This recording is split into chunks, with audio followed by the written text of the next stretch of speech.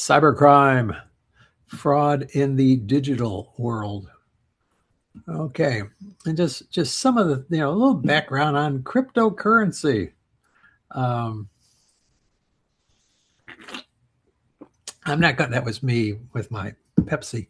I'm not going to ask if any of you have invested in crypto, but it is amazing how that is blown up. Um, just remember, if you do invest in crypto, don't forget your password, right? Uh, a, the guy named Stefan Thomas, a German-born programmer living in San Francisco, famously locked out of an iron key USB drive containing 7,002 Bitcoin. Let's see what the market price of Bitcoin is today. Bitcoin market price 76,123. So 76,123 times, how do I say, 7,002 Bitcoin. 7,002. Yeah, worth $533,000.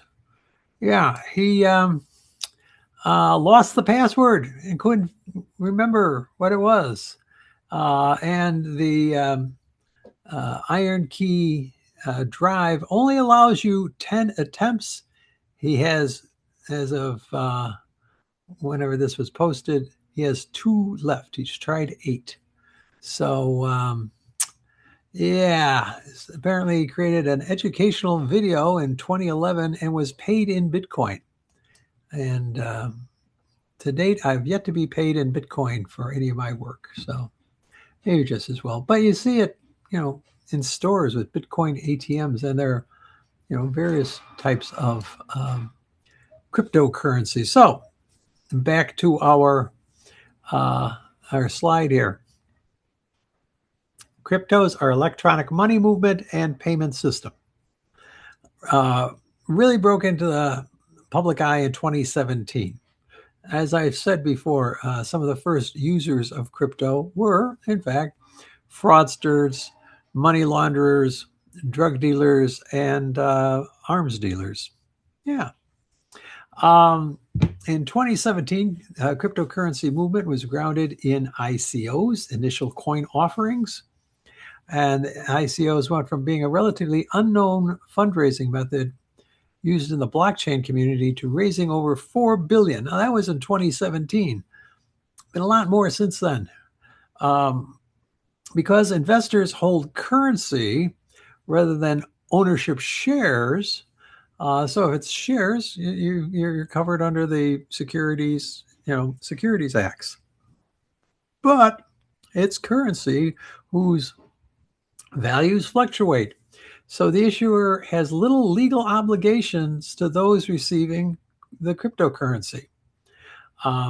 Some of the smaller cryptocurrencies offerings are similar to penny stocks, and we have seen in the past couple of years, folks coming up with their own cryptocurrency, and it takes off initially, and then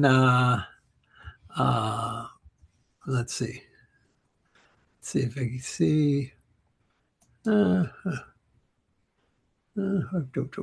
Okay, let me share the screen here just to okay, 1 second here, share screen. Okay, 1 second here, gotta close up a couple of all right. Here we go. So this was the Trump coin. Okay. So it started up here with a price of $24,895, reached a peak on April 28th.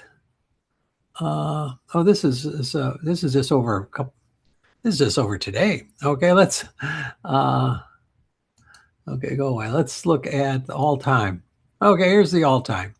So it was first introduced, it reached a peak at $45.47, and it's now at $2.40. So it can fluctuate. Okay, so things can happen along the way, and there have been any number of other different celebrities will introduce a a coin, and it will sell for to take off initially and then drop. So careful with your crypto, folks. Okay. Uh, y'all can, after doing that, you can still see me and hear me out there. Raise your hand if you can. Okay, thank you much. So let's go back to our intro. Okay, so over time, blockchain, which is the technology that underlies Bitcoin and other cryptocurrencies, could potentially have many uses and may even help to prevent fraud by better tracking the flow of money. Having been and still involved with elections, there are folks out there who are trying to convince election authorities that using blockchain for elections is the future so that people can just vote on their phones. So we shall see. Okay. So 5 modules for this chapter. Module 1 gives you an overview of the digital environment, including the availability and trends to switch to that currency-less society. And a decade ago, nobody would have thought that the changes that have taken place would have taken place this quickly. There was talk that people would, be working, remotely more in the future in, 30, 40, 50 years. Then came a pandemic. And so COVID came along and suddenly it happened in 6 months. And likewise, that currency-less society is in many ways coming into being, or at least very little currency being pushed around out there.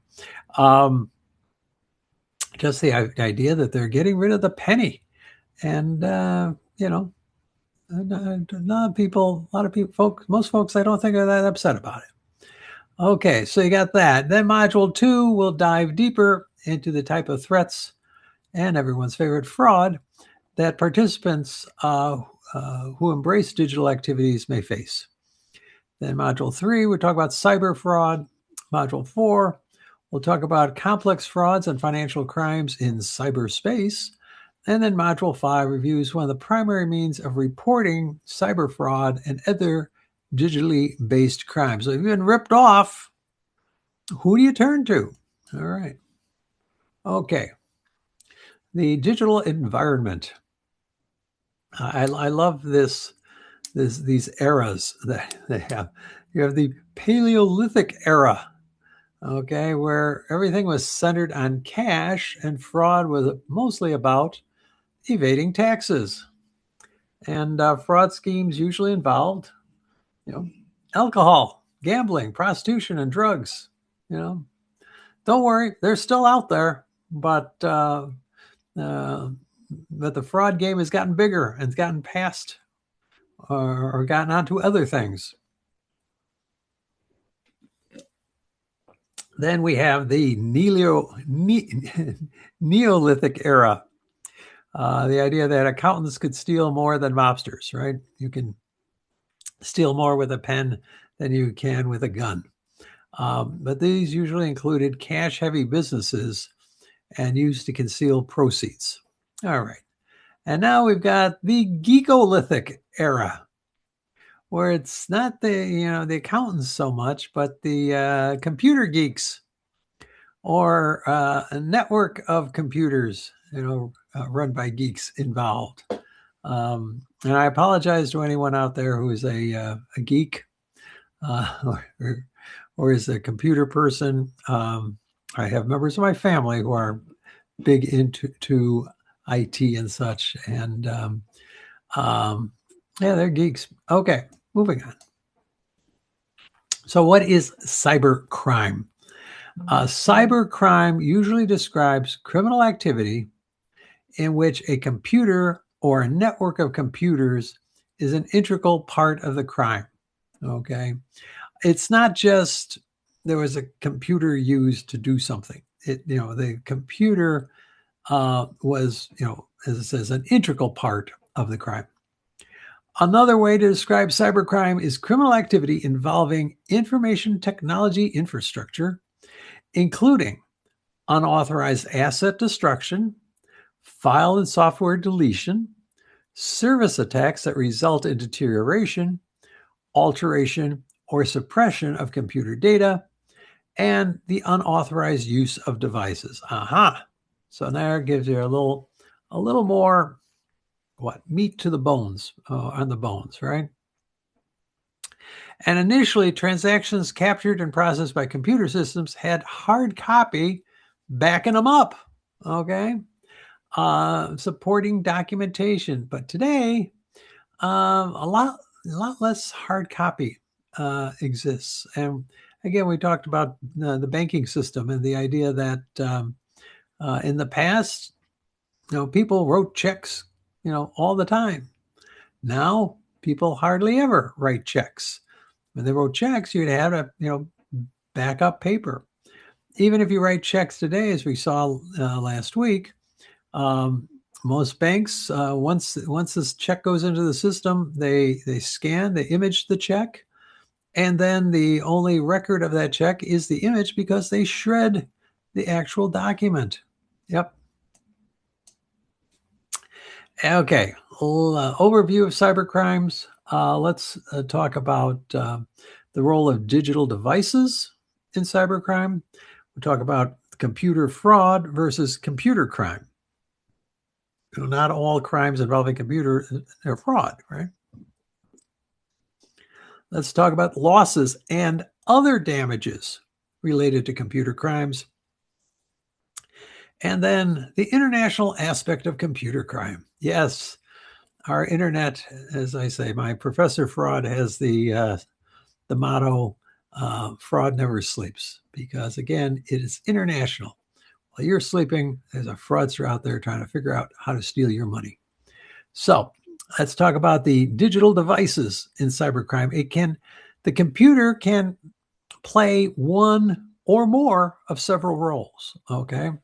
The computer itself, okay, or computer network can actually be an object, the target of the crime. So the computer is an object, if you think of it as a sentence, object or subject, okay, where the computer is used to commit the crime. And computer as a tool, integral to the crime, or as a symbol, where the computer as credibility or is used to deceive. And I think that, is fallen away some. It used to be very common, like, oh, well, this was done on a computer, and people would be like, oh, well, then of course it's right. I think people are getting a little more cynical, or at least skeptical, and they know that it might not be. Okay. So it doesn't necessarily add as much credibility as it used to. So here are some common computer crimes. Data alteration. Okay. Everything from changing the balances in people's bank accounts to, I don't know, changing your grades so as you graduate with honors. It is amazing the number of cases every year in the Chronicles of Higher Education and other higher ed and education journals. They report, somebody figured out how to hack into the school's grading system and altered a few of their grades. All right. Unauthorized access and entry to the system and information. reading another's email without permission. Be careful, people. That is a crime.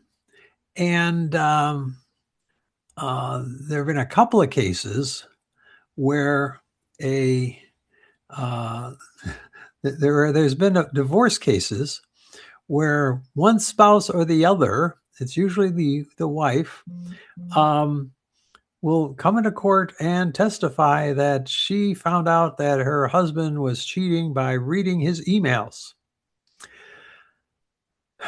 Okay, so she gets the divorce and she gets a big chunk of property.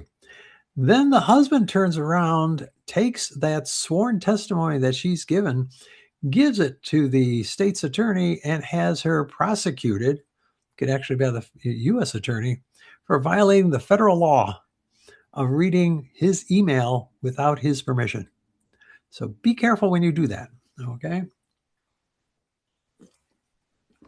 Data destruction and sabotage. Some of that goes to ransomware. I think I mentioned how Lurie Children's Hospital was essentially infected such that they could not get their computers working. And then they got the message that if you sent a certain amount of money, again, via Bitcoin, they would release the files without destroying them. Not cool. So now most firms now, if you do anything, is have several layers of redundant backup for your files. And there are companies out there, because it's becoming so frequent, that when this occurs, happened at Lurie's, they drive this big old 18-wheel tractor trailer to your location, and it's got an entire IT system built into the truck, and it just hooks into your system so that that computer system you have that got infected will be removed from the network, and then this backup truck takes over. Okay. Internet consumer fraud. You hear about that all the time. People getting ripped off on the internet. The sale of proprietary data. So yeah, there's a lot of information on systems out there, and a lot of that is valuable information. And there are folks that will hack into it, steal it, and then on the dark web sell it, maybe to your competitors, so as to get an advantage. Desktop counterfeiting. My friends in the Secret Service are constantly having a problem with this, because the imaging software and the printers are getting so good. While they can tell the currency apart, a lot of people can't. Now, when you get into the larger denominations, there are certain features to those that make it a little harder to do, but the smaller ones, fairly easy and fairly cheap to counterfeit. In the olden days, you had to get somebody who could, make plates to counterfeit. But now, a little desktop setup, you can do it yourself. Data extortion, again, that goes to ransomware and such. Disclosure of confidential data, that also goes to this idea of proprietary data, selling it, or extorting people. There was some years back the case of somebody who was broke into various, I think they were all female celebrities' accounts, and downloaded mostly like nude selfies and things like that. Okay. And was then either selling them on the internet or extorting them, saying, you pay me so much and I will, I won't put it out there. I was actually brought in and was by several news organizations to talk about this type of crime.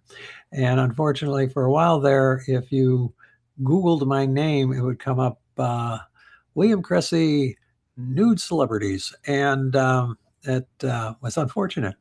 I was getting some very strange emails. In any event, it turned out it was some guy living on the south side of Chicago that was doing it. They were able to track the computer back to his particular computer. He didn't hide himself too well.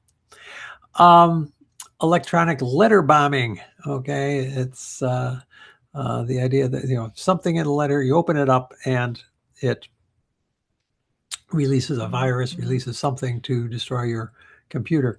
Software piracy. Okay, if you have been, developing a software and spent a lot of time and money on it, and then somebody comes along and steals it and copies it. Okay, without paying you, that would be unfortunate.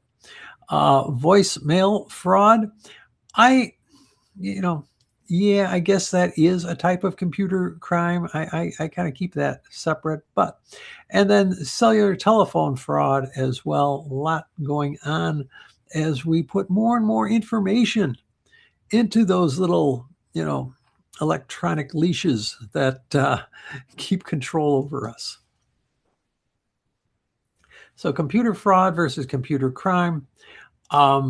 Computer fraud, access occurs with intent to execute a fraudulent scheme. So that's the key to a computer crime, at least in my mind. It looks to intent. You had the intent to execute a fraud. The Congress has reacted to it going back all the way back to 1984 with the Comprehensive Crime Control Act of that year, and then later with the Computer Fraud and Abuse Act, the CFAA.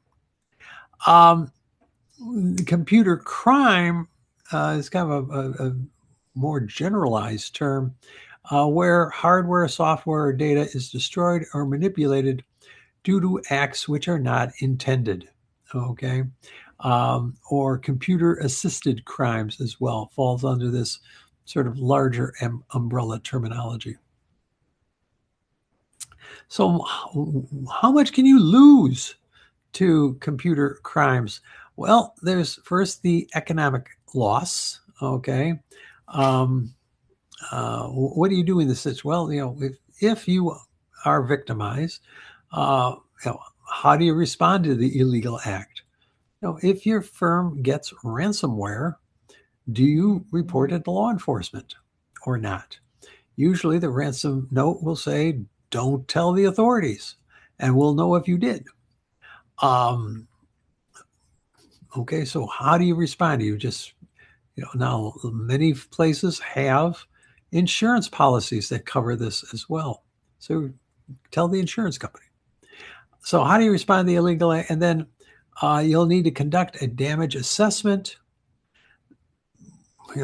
Big cost here, restoring the data or the programs to their original condition. Why it's so important to have, redundant systems and off-site backup so that you don't have to go back that far, chronologically to set up your system once again. And then consequential damages can occur because of that initial crime. Then we have what we call special losses in the law, an actual or potential effect on medical care. One of the reasons, sadly, that a lot of bad guys go after hospitals with computers, with ransomware, is because hospitals have become so dependent on computers. They say, look, we shut down your system. You won't know how much, medication to give these patients.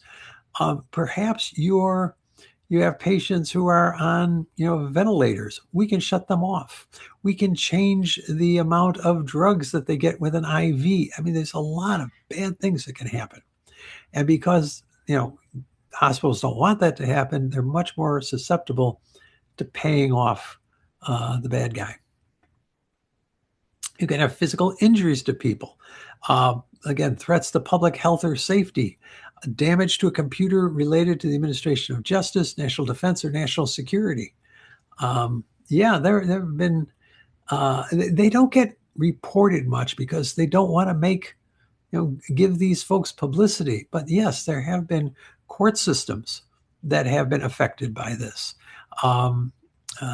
National security, there's things I know about national security that I can't tell you, but it's not good. But they're working on, filling in the gaps so this doesn't occur. And then the international aspects. International dimensions are increasingly likely. In most cases, the legal environment for digitally based crimes is different in every country. The UN has been, coming around trying to get treaties, trying to get some commonality in the laws around the world with regards to computer crimes. Not all countries agree with it. Some are actually benefiting from it. But it's a bad environment. And again, the worldwide aspect of the internet makes this easily an international crime. Securing electronic evidence is difficult. While the number of complaints have dropped, the amount of reported losses have risen. Now, the question is, the number of complaints have dropped. Does that indicate there's, fewer incidents, or just that people aren't reporting them anymore because they're afraid to? And then we've got the Council of Europe Cybercrime Convention, the first multilateral instrument designed to begin to address the problems posed by the spread of criminal activity on dispersed computer networks around the globe. And hopefully, and they're working on it, but the environment of cybercrime keeps changing. It's hard to keep up, but hopefully they'll get something, and hopefully we can get it spread on a worldwide basis. By the way, I apologize for my voice. I seem to have gotten vocal fry, as they call that in the voiceover community, in the radio community. Okay, digital currency and money movement. Okay. Again, I'm sure some of you have moved money electronically. Do you use Zelle or Venmo? Okay. Then, it doesn't necessarily have to be, wiring money to, put a down payment on a house. Could be, or purchase a car. Zelle and Venmo are, transferring of money into digital space. As a result, digital financial activity and account balance examination can become more complicated. Evidence search and seizure, forfeiture, and asset sharing, all those great things. And just a tip, folks, make it a point to, go online, make sure your bank accounts are online, use a good password to get to it, but check on the balance and the transactions, if not every day, every other day, so that if something happens, you can report it quickly. The quicker you report, the more likely it can be handled. Again, as I go into this new role on the Uniform Law Commission Committee on Cyber Fraud, we'll see what we can come up with. Another interesting trend is non-banks offering banking services. For example, Walmart Canada Bank provides low-cost financial services while providing its vendors access to low-cost loans.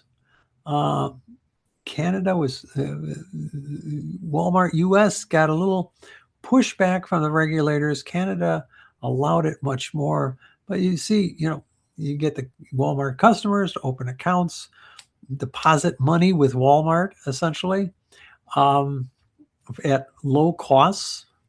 And then that gives Walmart money where it can turn to its vendors and say, hey, we like the whatever it is that you supply to Walmart.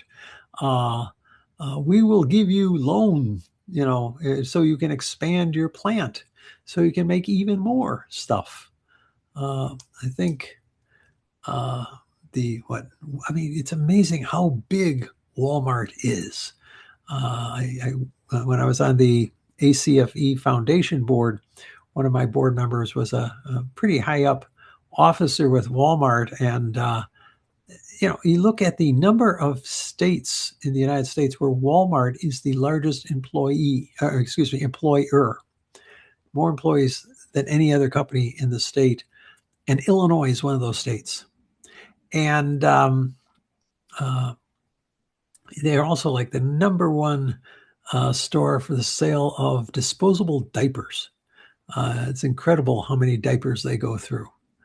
Okay, of interest to forensic accountants and fraud examiners, cash is associated with the prevalence of an informal or shadow economy.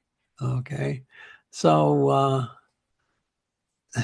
it's gone from being the digital transfer of money is being looked upon as being somewhat shady to just the opposite. That currency, it's looked upon as being a bit shady.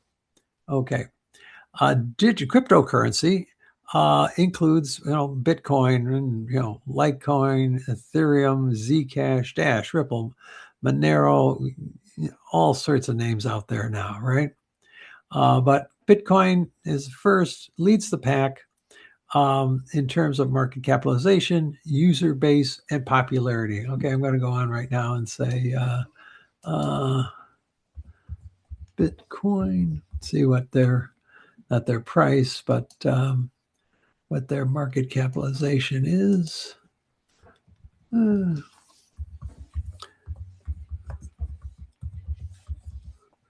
we go.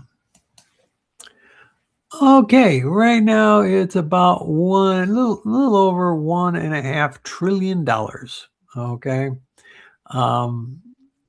has a supply of roughly 20.02 million bitcoins out there. So that's a lot. So, in fact, I had a former colleague who early on, just as a joke, when Bitcoin was just starting out, put like 500, bought a Bitcoin for like $500, and he's done okay, or several Bitcoins. I'm surprised he's still working. Most digital currencies are grounded in the blockchain technology. Blockchain, if you don't know, is a shared distributed ledger technology in which each transaction is digitally signed to ensure its authenticity and integrity. But it's all out there on that distributed network. Good stuff. Oh, how blockchain works. Transactions are digitally signed to ensure authenticity and that no one tampers with it. The digital ledger entries are then distributed among a deployment or infrastructure. Okay. These additional nodes and layers serve the purpose of providing a consensus about the state of a transaction at any given second. When the transaction comes into a blockchain, a majority of the nodes within the blockchain, within a blockchain implementation, must execute algorithms to evaluate and verify the history of the individual blockchain block that is proposed. If a majority of the nodes come to a consensus that the history and signatures are valid, the new block of transactions is accepted into the ledger and a new block is added to the chain of transactions. Okay? I know enough about this to kind of understand what I just read. I hope some of you know a lot better. Okay, because this is your future. So, what about mobile? And by that we mean cell phone payment providers. Some of these you may already use. Airtel Money, Beam It, Beemit, Byster, Comviva, Discovery Money Messenger, Dwala, Gcash, Google Pay. I'm sure some of you use Google Pay, MasterCard, mobile payment, Master Pass, digital wallet, MobiCash, mobile money, both with a capital M and a lowercase m. MobiPay, Money Retail, MoneyBox, and if that weren't enough, how about MoneyGram? All right, MoneyGram Mobile, M-Pesa, MTN, Ooredoo. That's just fun to say. I mean, who comes up with these names? You know, Padiant, Pesa, Softcard, Square, Sybase, Tigo, TrueMoney, Turkcell, Utiba, Visa Checkout, Western Union, WikiPay, and ZoomPass. Whew. And, you know, there's probably others that you have used out there or may have used out there. But again, who comes up with the names? All right, let's look to Module 2, fraud. You know, that's what we're here for. And other threats. Insider threat. That is probably the most, I'm going to guess, most prevalent and most dangerous type of threat. Someone inside your organization is working against you. Okay. Digital device hacking, you know, getting into your system. I think we'll talk more about social engineering to be able to figure out how to get in there, and then hacker manipulations to your system to get in. And then, of course, let's drop some viruses in there, or various types of viruses. And then, you know, there, you know, the carriers that bring the virus into the system and indicators thereof. And then data security, hardware security, software security.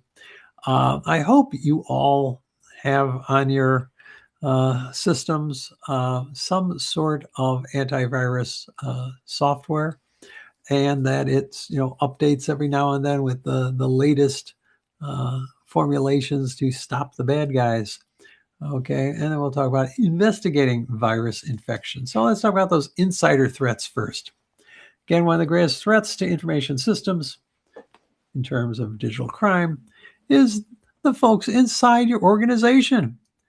You know, they have that opportunity to commit fraud, and they are aware of the holes in the system.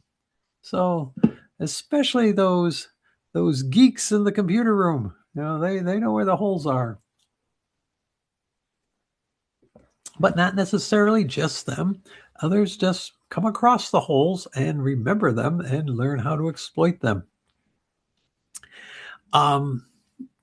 Surprisingly, there is often less stringent supervisory control over information system personnel. A lot of that has to do with just sort of a generational factor. The new IS personnel know a lot of stuff.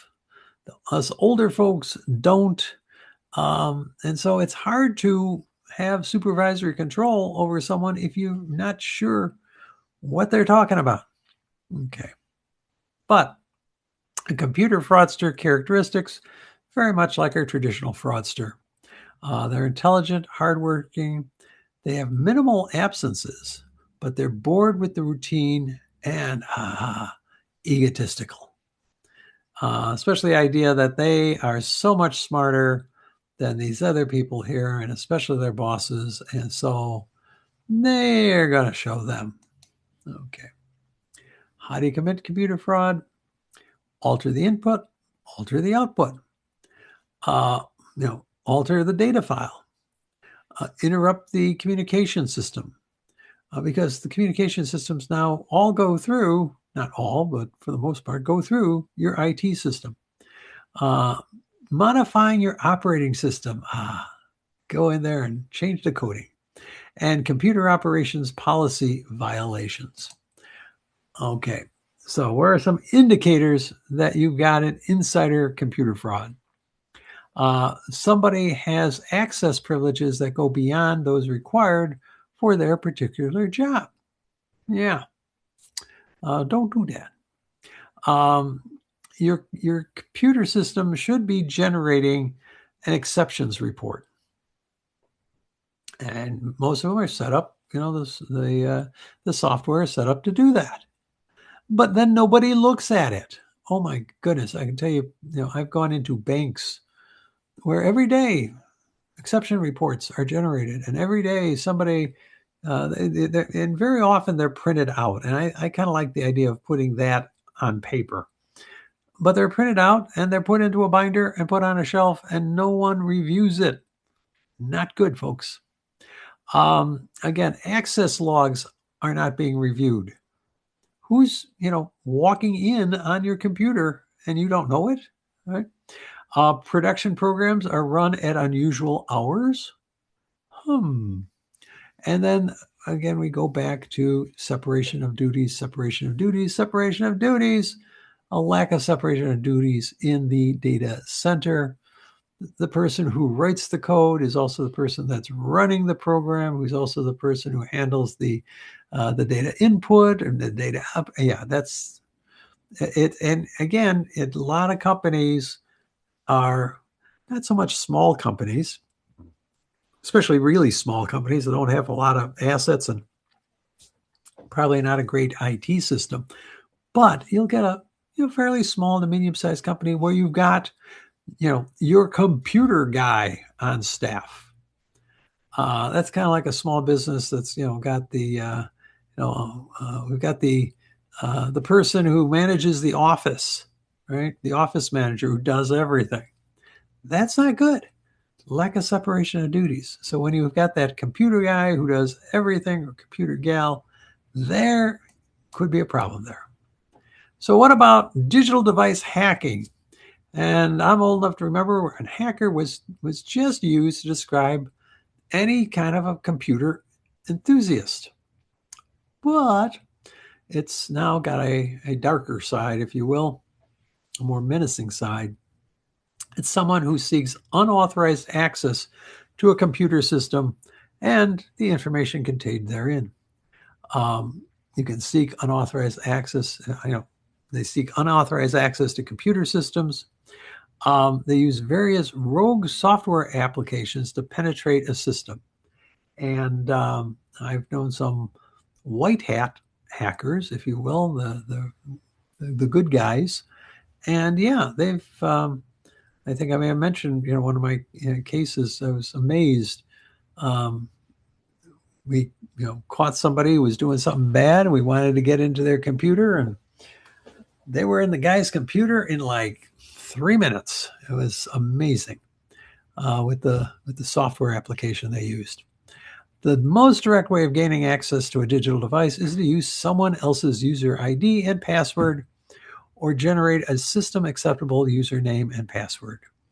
Yeah, don't go leaving your username and password written out somewhere. I love the story some years back when he was in the military in England, now with King Charles in the country. Prince Harry and his buddies kept their usernames and passwords on a sheet of paper that they had pinned to the bulletin board right where they worked. And then they started, sending out, posting videos on YouTube, and there right in the background was all their usernames and passwords. Not smart, people. Not smart. Other ways of getting into systems is through social engineering. Simple deceptions to gain that, information, to gain access to it. And this has been done, and people will come into a company, just walk in. Well, the new person won't look, familiar. That won't work. No, you pose as a new or temp worker. Yeah, I'm the new temp. I'm just supposed to be here for the next week or so, and they told me to da da da da. They've got their script. And, oh yeah, fine. Especially if you come in with a box of donuts, they will love you and they will give you their passwords. Or pose as someone in a position of authority and intimidate the employees into revealing confidential information. Yes, it does happen, and yes, it does work. And then dumpster diving. Um, retrieve documents from trash. Please, folks, if you don't, I've got one right here, but under my desk. Buy a shredder, okay?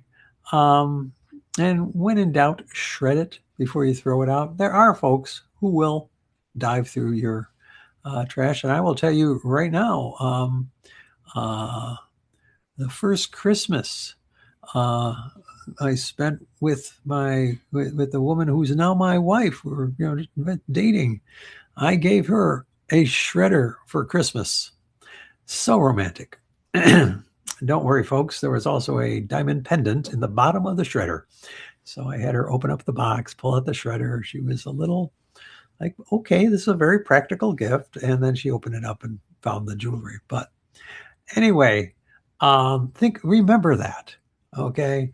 Let a shredder be the first gift you give someone you care about. Okay. Because there are dumpster divers out there. And the crazy thing is, once you put the trash out, on the curb or in the alley or whatever, it is legally permissible for someone to go in and take the stuff, and it's not considered stealing. So be careful, okay? And this is also cops will do that as well. They don't need a warrant to go through your trash once it's been put out in the outside your property line. So yeah. Oh, I mean, cops or law enforcement have been known to go out and get a garbage truck, and on garbage day, go down the suspect's street and loaded up the truck with trash from that street, knowing they're going to go back in and dive through it to find any sort of documents that they could find useful. And again, you don't need a warrant for that. Okay, various kinds of hacker manipulations. Many of you know what these are. The Trojan horse virus, where you load something into your computer, and well, what do you know? Inside that otherwise seemingly nice, game software, game app, there's a virus. Oh darn! Trapdoors, the salami technique, slice things up thin. Logic bombs, data diddling, scavenger and dumpster diving. That's going through, your files. Data leakage, piggybacking or impersonations, simulation and modeling, and everyone's favorite, just good old wiretapping. Okay. That can also, wiretapping is using hard wires. Related to it is also Wi-Fi tapping. Okay. And be careful when you're on the road. We have, many reports of people will go to wherever, but especially like hotels, they turn on their computer and they say, oh, look, right there popping up Wi-Fi, um, you know, uh, Hilton free Wi-Fi. Oh, cool. I thought I'd have to pay for it. And you log on to it. Yeah, that could actually be someone in a room in the hotel, someone in a van in the parking lot outside the hotel, and using the name, free Wi-Fi. Yeah, be careful.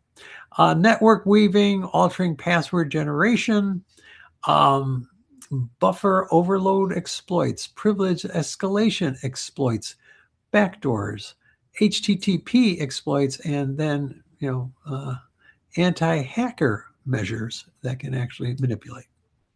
Okay, let's talk for a moment about a virus. Okay, a virus attacks software. Now, what is virus? A virus outside computers is an organism that cannot survive on its own. It has to attach itself to something else, and that is what a computer virus does. It has to attack software. It can go in.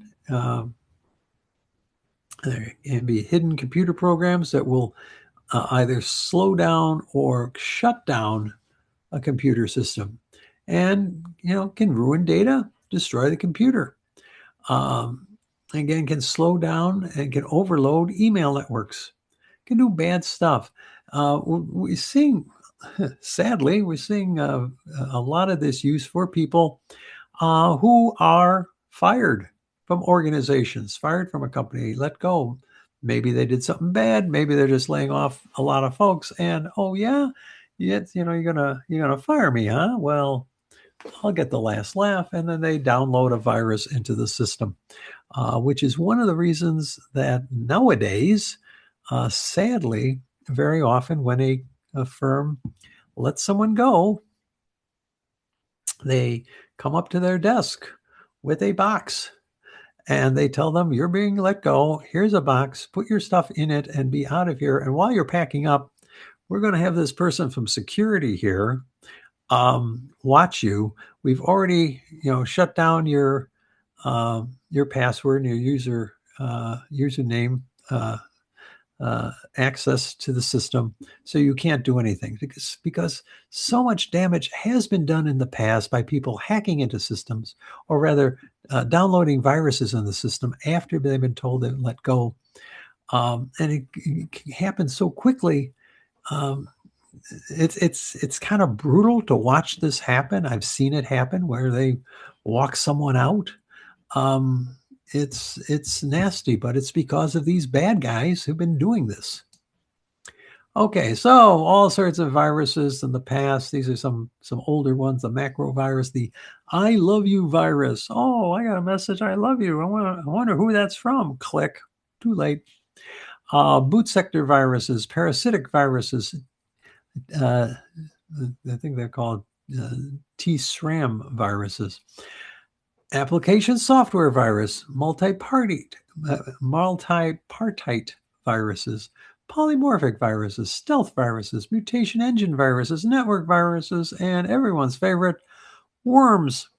So a lot of terminology out there for all these different types of viruses, but they all have one thing, and it is to go in, infect a computer system, very often just to slow it down, shut it down, but often to do other things as well.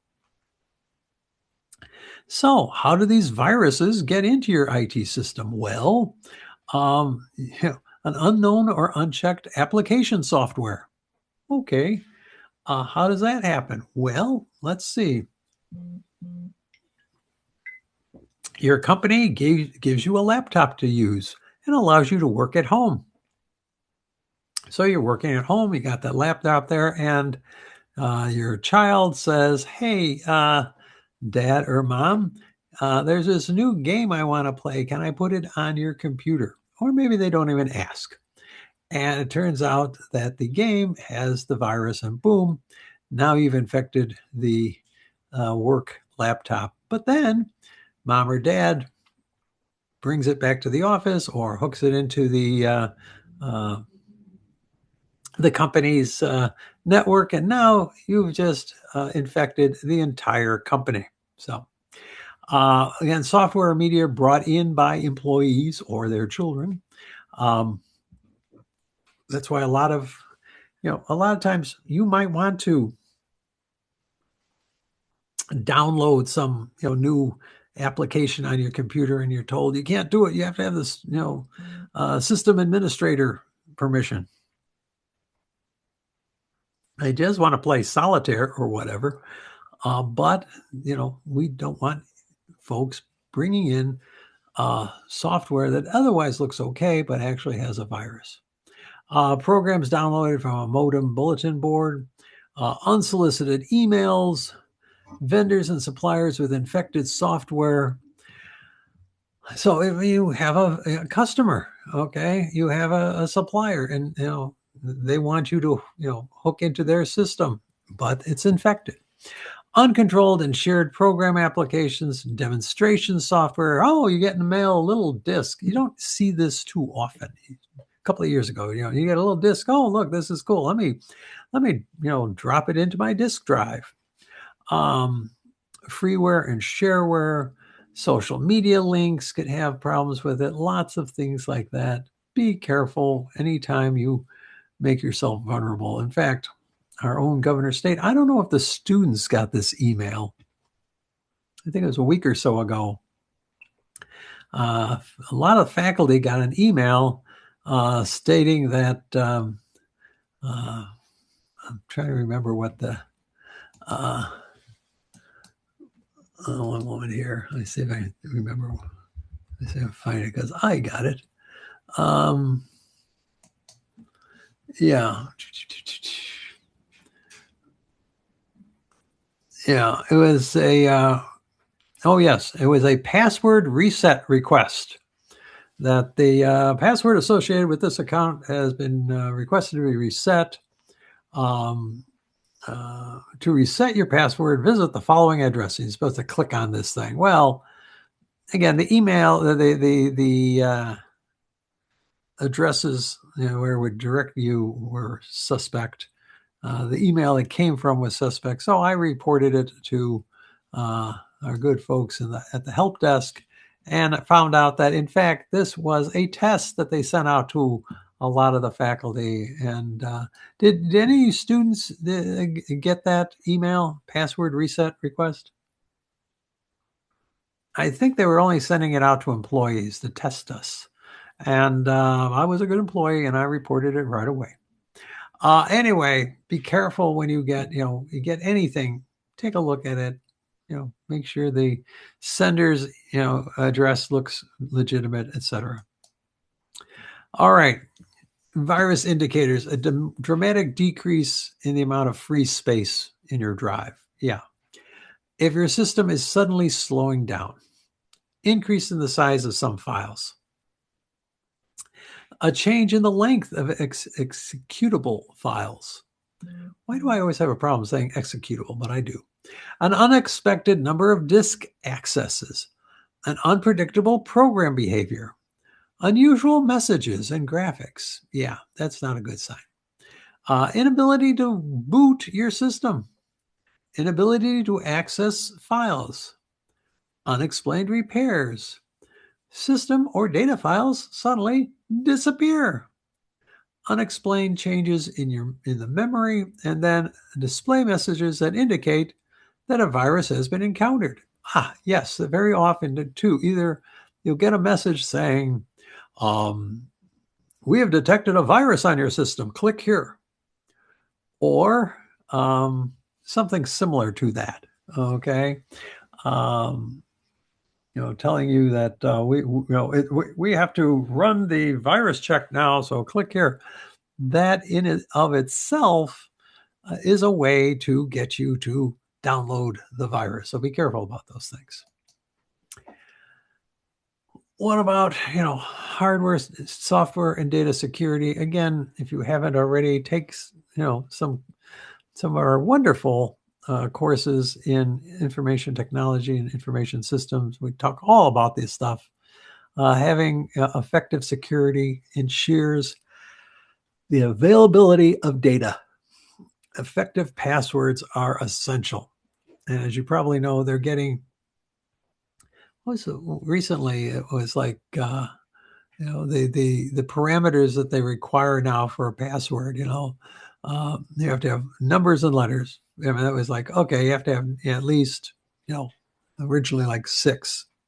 Now I had one recently, you had to have like 16 numbers, letters, special characters. There's a whole, a whole table of requirements for a password. And let's face it, it's becoming more and more difficult to remember the passwords. So what are people doing? They're writing them down on sheets of paper and pinning them to their bulletin boards in their offices. Not smart. So effective passwords are essential.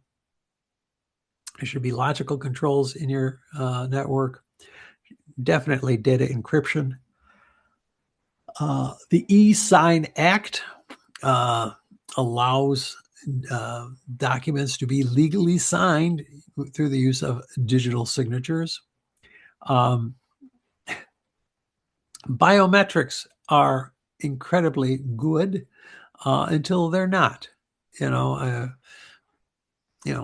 had a couple of times systems where, yes, scan your fingerprint. You scanned it in, great, and then you go to use it, and it doesn't recognize you. I don't know if any of you had this. If you like tried to do a finger scan right after you've taken a shower, it might not read it because now your thumb or whatever fingers you used is now swollen from the water. Um, uh, I don't know how many times my cell phone also has a facial scan, and especially in the morning, I try getting on my phone and it says, "We don't recognize your face." I'm like, "Oh, thanks."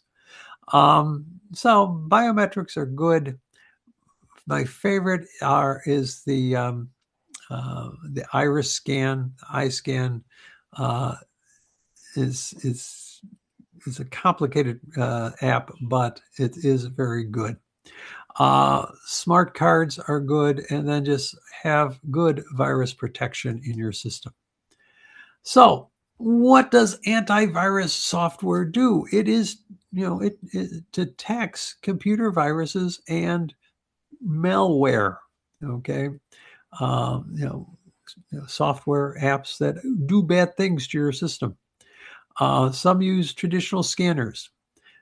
This is very often why with antivirus software, they have to update every so often because what they do is they find a new virus going on around out there in the World Wide Web.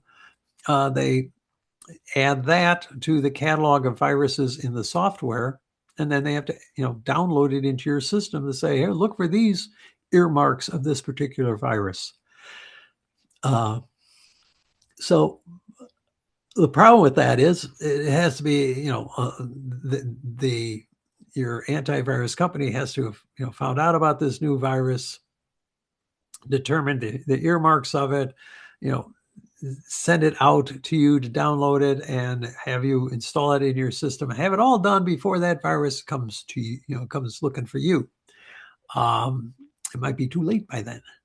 So again, they look for, as I always call them, earmarks. They look for the recognizable patterns, and because of that, these have limited usefulness. I mean, this is how antivirus software started out, and there's still a lot of systems that use that in addition to other techniques such as heuristic scanners. They look for they don't know about what there might be a virus out there that hasn't been identified yet, but they look for the MO of a virus. Okay, what do viruses usually do? What are the heuristics? Inspect the executable files, see what's in there.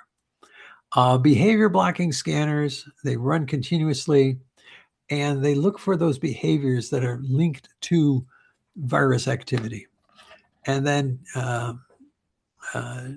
change detection scanners will be on the lookout for changes being made. Okay, so might be because of a virus, might not. So we'll ask you, did you intend to do this? Okay.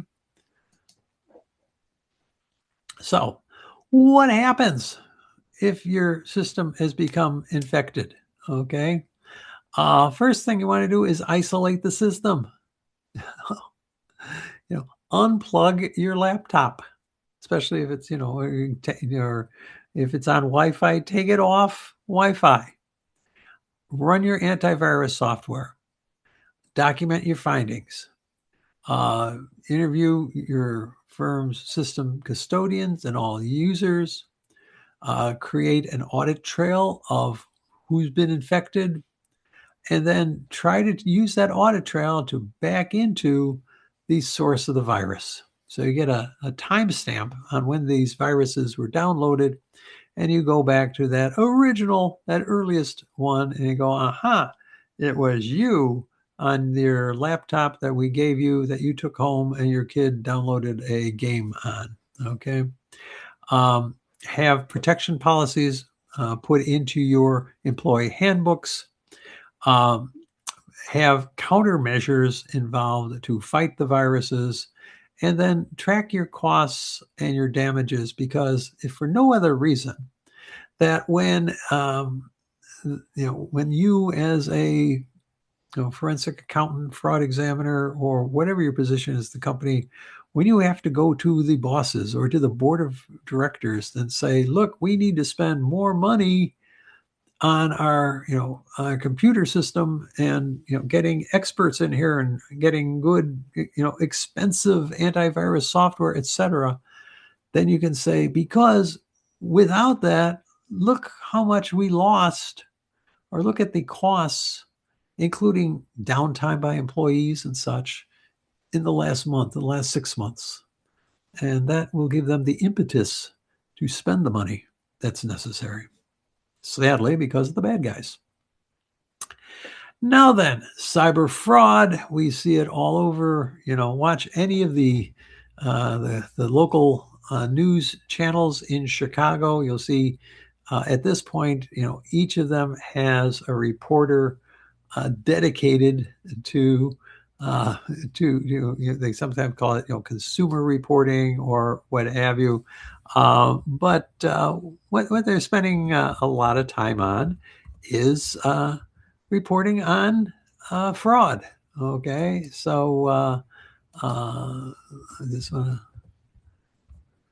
to try to remember the guy's name. Okay, yeah, well, like Channel 7 is really good with their I-Team. Okay, they I've worked with them on a lot of stuff. I worked with Channel 2 with a lot of stuff. So they do good work. I've worked for Channel 5, but not a lot lately. Channel 9 I've worked with 32 as well. So a lot of good folks out there. So a lot of it deals with electronic commerce. Typical internet schemes can be put into two categories, sort of like the old-fashioned fraud schemes. Okay, where you simply it's a variation on a theme. So it's an old fraud scheme that's been adapted for digital devices and the internet. I mean, the easiest is started out with mail letters, where you get in the mail a letter from someone saying that there are the traditional Nigerian prince who wants to share their money with you, or a big lottery winner that wants to share their money with you. And it went from the postal service to faxes, became big on that, and then emails, and now text messages. Okay, and then there are new threats for digital devices and internet users that aren't old school frauds. They're new school frauds, if you will. And how do we combat these things, right? So what are their general merchandise schemes where we're seeing bogus, counterfeit websites for legitimate companies. So you go to the website thinking you're buying a whatever from a legitimate retailer, when in fact it's a counterfeit site. Fake check scams are, where go by any, fake check scams. It covers a wide variety of scams. Every few months, the State Bar Association in Illinois puts out a warning, because lawyers fall for this one, where you're contacted, by email by somebody who says, I want to be, I'm reaching out to you to assist me in cashing some checks that I received from a foreign distributor, and I'm told that you and your firm are the best in this sort of thing, and it usually lays on the compliments. And lawyers, being the egotistical folks that we are, fall for it. And so, oh yeah, well, send me those checks, where they're checks that are drawn on foreign banks. They might be completely bogus, and the person, they send it to the lawyer goes and cashes the check, and the fee arrangement they get is the lawyer gets to keep like 50% of the proceeds for helping them cash these checks. So, hey, they thinking, hey, I'm making money on this one. And then, they get the money and the bank releases the funds. And then a few days later, the bank comes back and then wires the funds to the supposed client. And then comes back a few days later. The bank comes back and says, oh, look, that was a bogus check. It was drawn on a closed account or what have you. We're going to need all the money back. And you're like, well, I wired out half of it.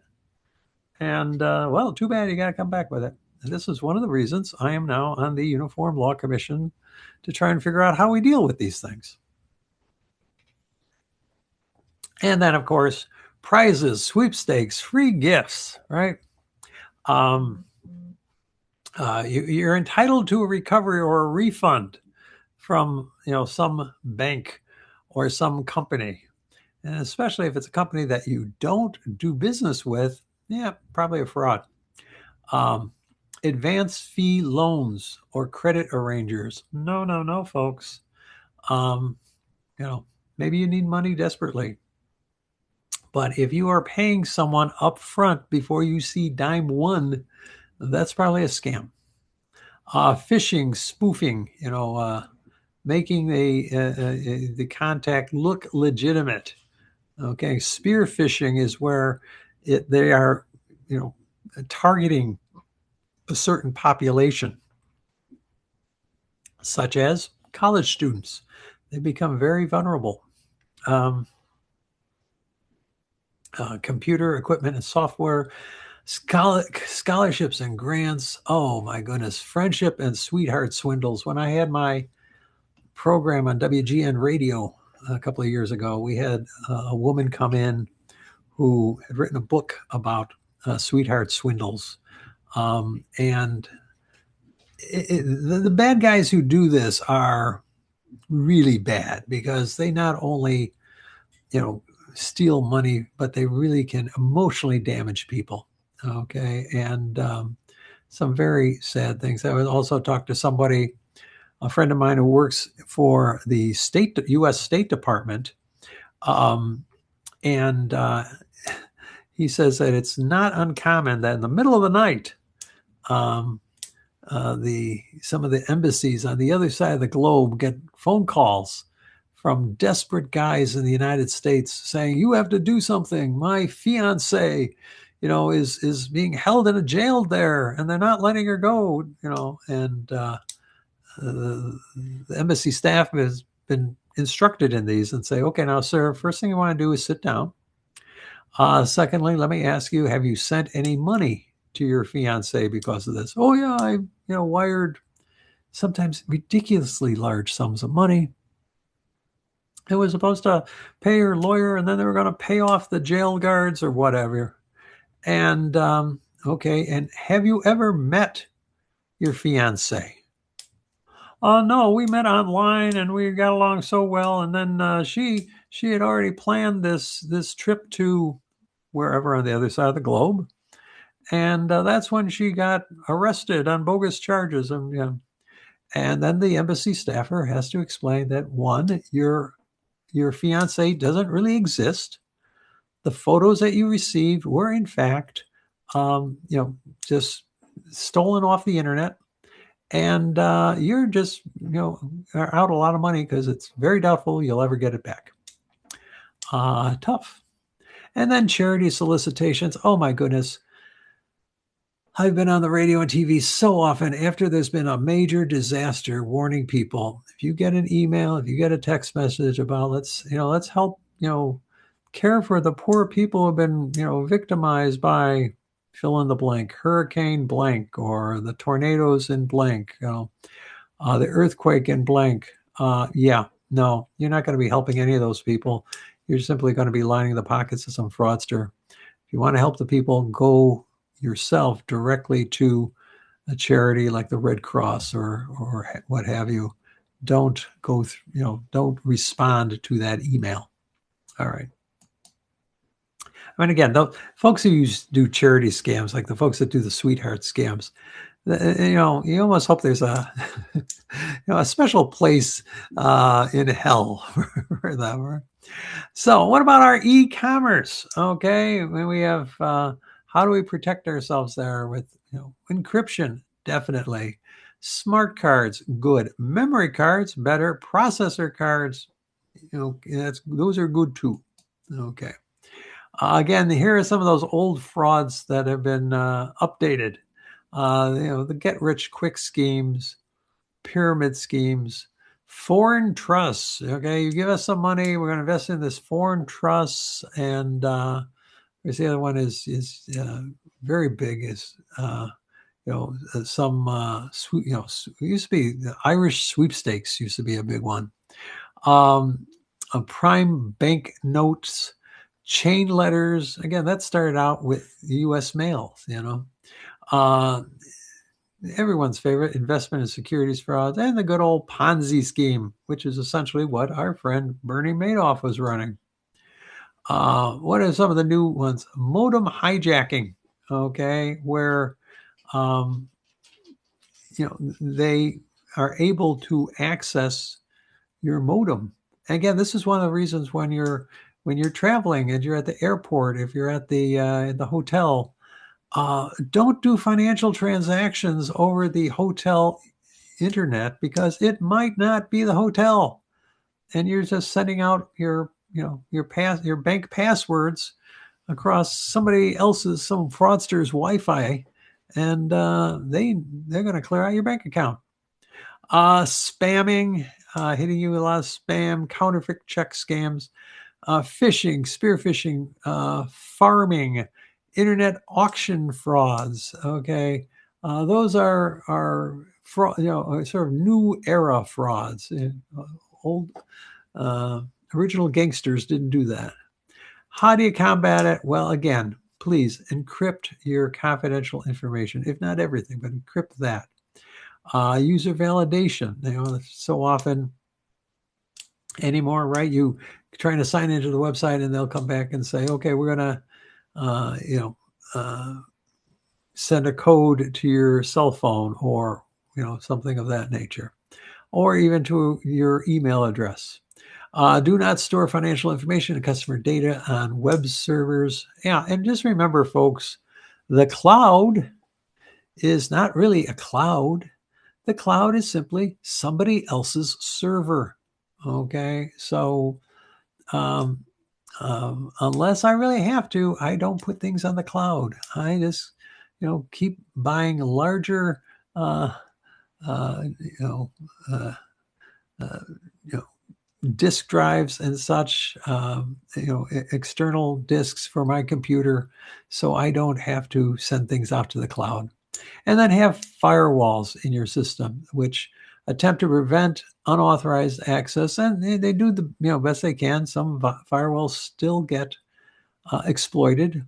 We've got them at Governor State University, which is, by the way, one ran into a little problem the other day, where, and real quickly, control interactions between servers and the internet as well should be placed in there. But we've got some good security on the Governor State email system. And I was trying to get onto an academic site where, fine, I've got an account there, and they, okay, in order to sign in, they will email me at my Governor State email address a 6-digit, 7-digit code. Okay, and you have to get it and enter it in 30 seconds. So they have a timer on it. So 30 seconds to get the code and enter it. Okay, except our Governor State email system, it takes a while for emails to get through it. Maybe you've noticed that. Okay, and so here's an email coming in from an outside source, and by the time I would get the code, it was 31 seconds, or was 28 seconds, and then by the time I entered it, it was like, too late. We'll send it again. And I think I did it like 6 times before finally, and I'd set myself up. We're all ready to go. And so as soon as it came in that 6th time, I got it when there was like 1 second left. All good controls, but maybe they should consider making it, 45 seconds or a full minute before it shuts down. Just a thought. Okay. And then there's complex frauds and financial crimes in cyberspace. And oh my gosh, AI is keeping fraud examiners very busy. Um, and possible contributions to forensic accounting, anti-fraud, and compliance efforts.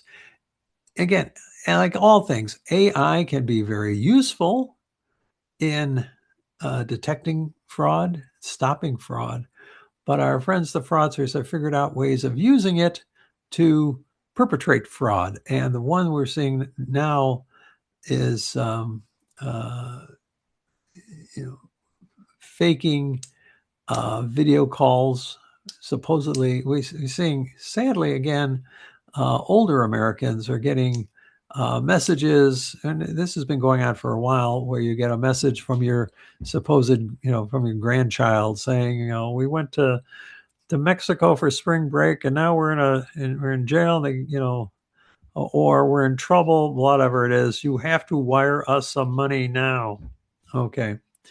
Well, that's been going on for a while, but now the bad guys can go on the internet, access, whether it's YouTube or Twitter or what's it called, X now, or Instagram or what have you, TikTok, and download your voice, download your image even, and now the message, has your voice in it. They changed the message, but it sounds just like you. It looks like just like you saying it. Okay. Um, and we're seeing this even played out in the political field. I was at a conference of election officials from around the world, and in a couple of countries, especially those that border Russia, for some reason, candidates that opposed Mr. Putin, were getting internet ads going out that looked just like them, but it wasn't them, and they were saying horrible things. So a lot of fun going on in the AI world with that. And then money laundering has become a lot more complicated to find and to enforce the law, and a lot in that respect, a lot easier for bad guys to get around. So, again, artificial intelligence systems, AI, or as who was it that called it A1? AI systems can be very powerful and are improving quickly, incredibly quickly. They can be extremely accurate, replacing and in some cases far superseding human efforts. Human decision making is challenged by at least three major biases: the availability and recency effects, confirmation bias, and the anchoring conclusions to prior beliefs. Okay, we tend to do that. And as a result, we can be exploited because of that. AI and machine learning have the ability to sort through complex data and ambiguous situations. Um, if you were involved with any of the activities with Business Week 2 weeks ago, a lot of talk about AI. But as I pointed out at the dinner 2 weeks ago, AI can only regurgitate that which you've already given it. And as a result, at least to date, AI lacks ingenuity, empathy, and initiative. To put it another way, it lacks brains, heart, and courage. And if you want to think of it this way, those are the three things from The Wizard of Oz that the characters were seeking. Those are human traits that AI has yet to figure out. Ingenuity, they don't really come up with any new ideas. They just simply redeploy or reconfigure other ideas. Empathy, they have no feelings of empathy. And then initiative, the courage to begin something. Anyhow, I'm sure they'll figure out how to get around those. But there may still be hope for humans yet. So, in the late 20th century, the emergence of transnational criminal organizations introduced significant challenges for law enforcement worldwide. Those challenges arose from many sources, including the anonymity of the technology, the speed that information and money moves, jurisdictional issues. The challenge that includes, some jurisdictions, this is where a lot of their hard cash comes from. So they're not about to cooperate with law enforcement elsewhere. The challenges of effective and efficient law enforcement communications and others. Organized cybercriminal enterprises profit from exploiting computer vulnerabilities. And again, there's money there. Our fraudsters and cybercriminals are on top of the technology. And then there are botnets, which are collections of tens of thousands of computers linked together by organized cybercriminal enterprises.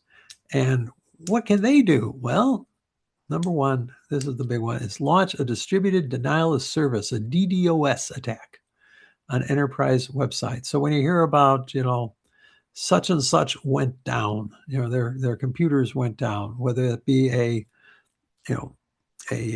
telephone system, a utility, a airline, a bank, whatever. Essentially, they have this tens of thousands of computers all sending messages at the same time. So it's distributed because it's all over the place, and they're sending so much so much messages at once. Anyone else is denied access, denied service. So they can attack, again, enterprise websites, DNS servers, email systems, and voice over internet protocol, let's say telephone services. And then they extort the company. They get the message, hey, we'll call it off if you, simply send us, $500,000 in Bitcoin, right? But also they use to distribute spam, child porn, and malware in mass quantity. And so who owns all these computers in the botnet? Well, you might, if your computer is not protected. It will latch onto your computer, and in the middle of the night, when you don't know it, it is sending out, whatever, all the bad stuff. So if at all possible, turn off your computer at night.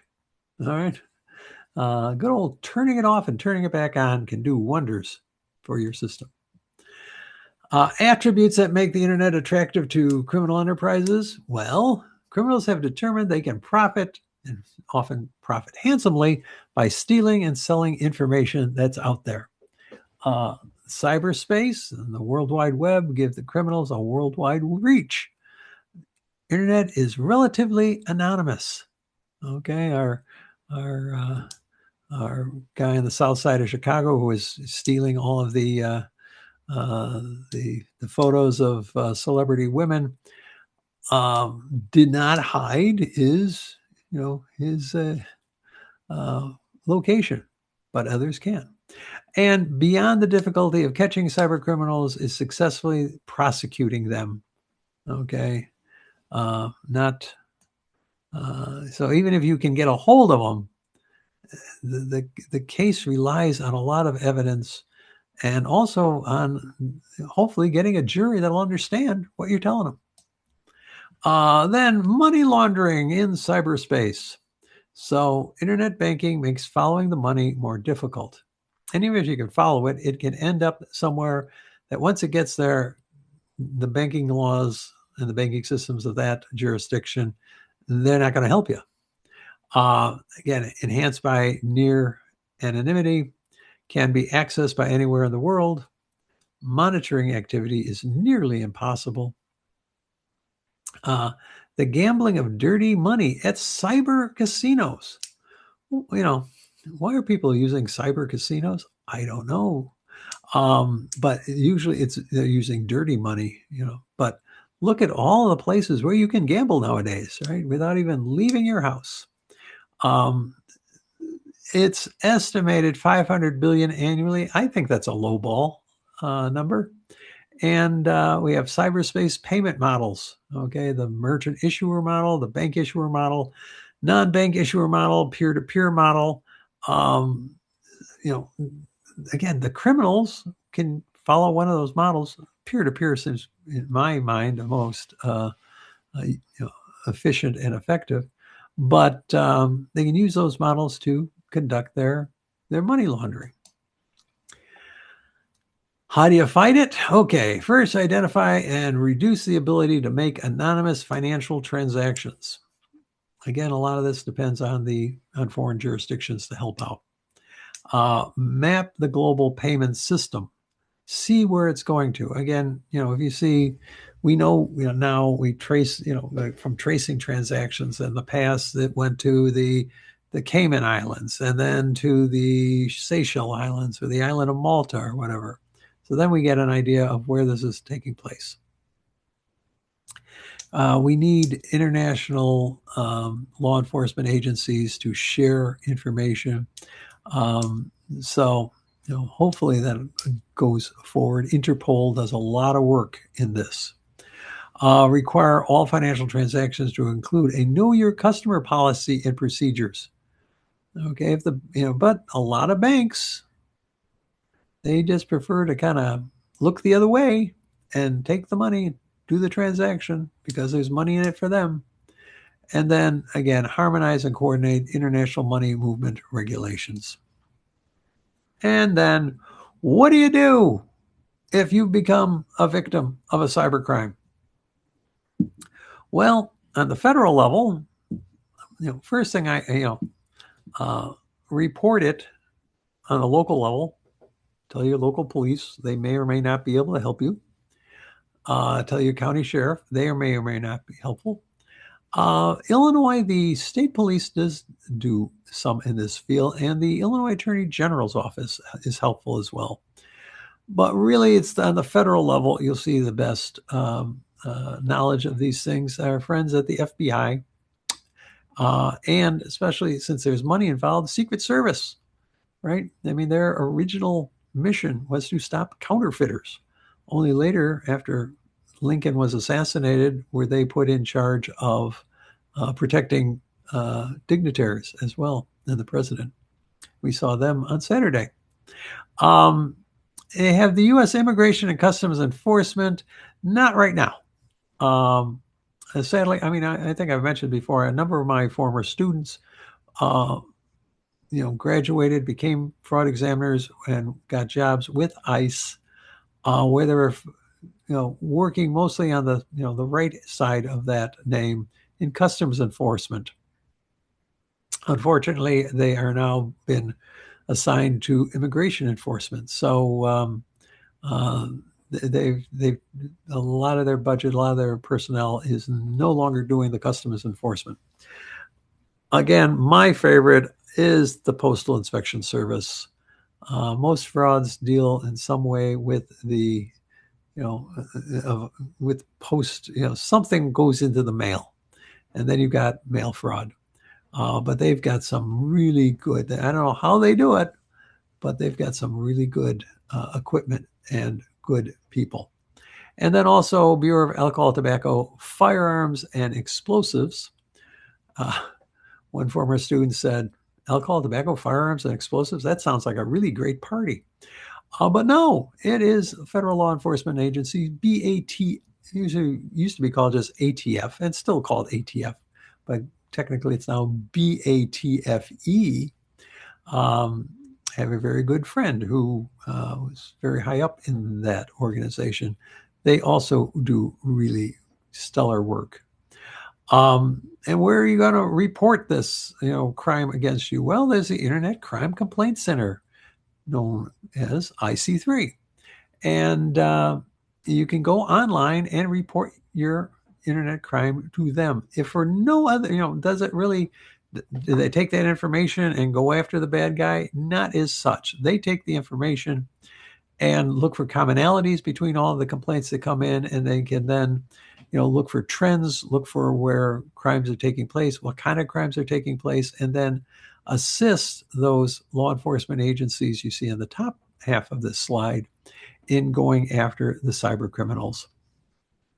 But it says there, it alerts authorities to suspected criminal or civil violations. So they will take the complaints, and when they detect a pattern, they will inform law enforcement.